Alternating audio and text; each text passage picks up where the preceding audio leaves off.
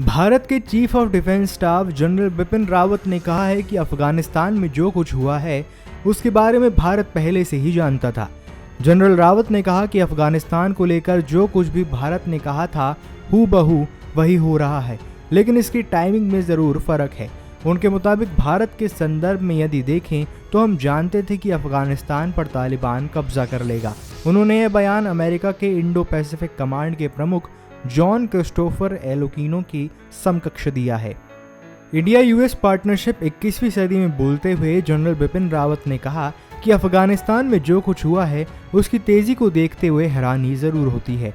ऐसा इसलिए क्योंकि भारत ने सोचा था कि इसमें 2 माह का समय लग सकता है, लेकिन ये सब कुछ हमारी सोच से पहले ही हो गया। वर्तमान में 2 दशक के बाद तालिबान फिर से अफगानिस्तान में आ गया। उन्होंने यह भी कहा कि वहां से आने वाली खबरों में तालिबान की सारी तस्वीर सामने आने लगी है। उनके मुताबिक ऐसा इसलिए हुआ क्योंकि वर्तमान में उसके सहयोगी बदल गए हैं। मौजूदा समय में तालिबान तो वही है, लेकिन केवल उसके सहयोगी अलग हैं। जनरल रावत ने यह भी कहा कि जहां तक भारत की चिंता का विषय है तो हमारी चिंता हर जगह को लेकर है। ये केवल हमारे उत्तर में स्थित पड़ोसी की बात ही नहीं है, बल्कि हमारे पश्चिम में मौजूद दूसरे पड़ोसी के पास भी परमाणु हथियार है। इसलिए भारत 2 ऐसे पड़ोसी देशों के बीच में घिरा हुआ है जिनके पास विनाशकारी हथियार मौजूद हैं।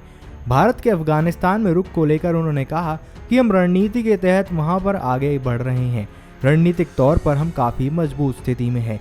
भारतीय सेना किसी भी तरह की स्थिति का सामना करने के लिए पूरी तरीके से तैयार है। ऐसी ही खबरों से जुड़े रहने के लिए बने रहिए पंजाबकेसरी.com के साथ।